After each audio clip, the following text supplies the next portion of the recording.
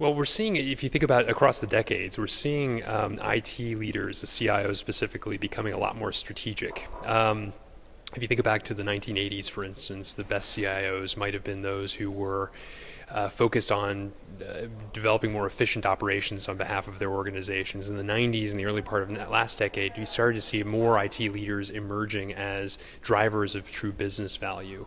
And I think today that we're seeing IT leaders to a greater extent becoming sources of innovation, leaders and drivers of innovation on behalf of their organization. This is a really exciting change. And I think it's largely due to a couple of things. First of all, IT is coming to the fore as a source of value for the organization. There's so much more now that's driven through IT, whether it's business intelligence, making better decisions, marketing decisions based upon the data that you're drawing from customers. The list goes on, and I think that there's a lot of exciting things that's happening within the IT role, the IT leadership role and the CIO role more specifically, as a result of this ratcheting up of the degree of value that the IT leader can now assume within the corporate structure. Well, the easy answer is they're all very important. But I think that the ultimate destination ought to be to achieve great things within Principle 4, IT and business partnerships. But I think that there are a lot of publications that write about the need for better business alignment, so to speak. But what's often lost is the steps to get there, ultimately. So it does mean making sure you have the right people in place, that you have people that are not only tech savvy, but also that have a tremendous amount of business acumen, perhaps a greater amount than in the past, that the infrastructure is up and available and doing what it's supposed to, that it's reliable, and that more of the organization can carve off time to think about new ideas, new solutions, new innovations ultimately on behalf of the rest of the organization, that you're governing yourself appropriately, that you are delivering the right projects on time, on budget, on scope. But then ultimately you're reaching this point of becoming a driver of business value, which is really the crux of the fourth principle, IT and business partnerships. So I think that that is the ultimate destination. There are some steps you need to take in order to get there and stay there ultimately. And external partners, the fifth principle, is part of that as well, making sure you're driving them towards value as well. If you get the reason why the method is presented as a continuum, if you get each of these principles right, then you ought to stay ultimately at the strategy setting table, the business value driving table for the rest of the organization.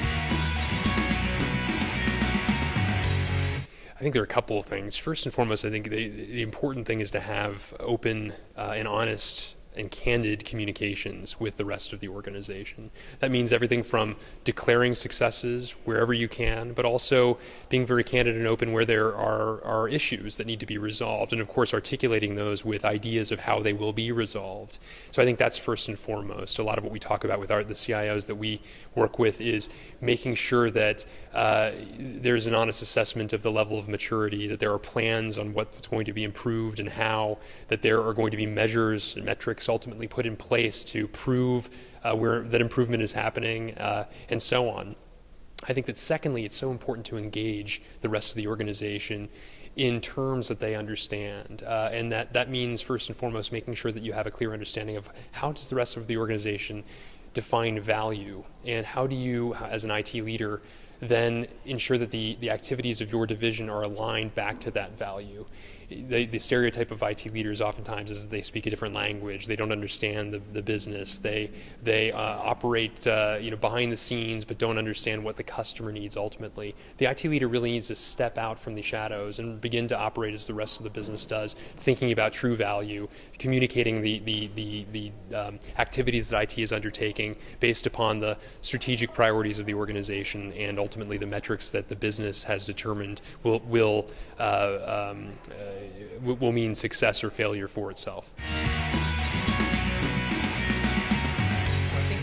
One of the big reasons that they should is IT leaders really operate in what I refer to sometimes as the strategic perch within the organization. They have a reason, by virtue of the activities they're undertaking for the rest of the organization, to have conversations with the other leaders, the heads of business units and divisions, the other C-level people, about their needs, priorities, strategies. And as a result, the clever IT leaders recognize that if they can engage the rest of the business effectively and ensure that the rest of the organization is articulating their plans in a way that the business can, that IT can digest, then IT leaders are very well situated to understand where are their common needs, where are their diverging needs that need to be reconciled as well, and ultimately where are there innovative ideas that they can pursue that will impact the broadest part of the organization.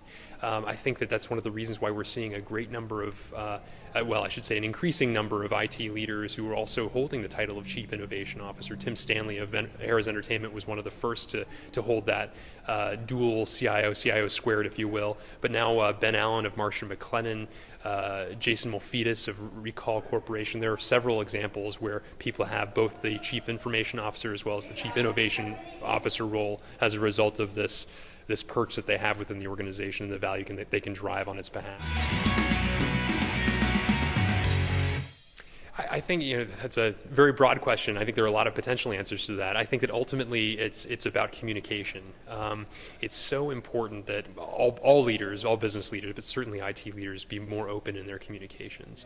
If you think historically, IT leaders do have different backgrounds, different skills, different things that they're good at, differing levels of capability of measuring their activities and measuring the degree to which they're successful, different from marketing or finance or even HR and other shared services. And I think it's important that the IT leaders become more comfortable, as I mentioned before, with the very same sources of value, the same kinds of value metrics that the rest of the organization has, but ultimately becomes a good communicator, a good facilitator of conversations, identifying where there are conversations they can facilitate on behalf of multiple parts of the organization by understanding the needs, by pressing their peers to develop better articulations of their needs so that they can begin to chair conversations that involve multiple parts, multiple leaders within the organization, and become sort of facilitators of new innovations, of new ideas on behalf of the organization. So it really means becoming more of a communicator, more of a consultative thinker on behalf of the rest of the organization. So open communications internally within IT, open communications with the rest of the organization, ultimately open communications with your external partners as well, communicating to them what success looks like from your perspective so that they can bring their best ideas to bear as a result. So I guess that's, for a rather broad question, that's sort of the broad answer that I would provide for that.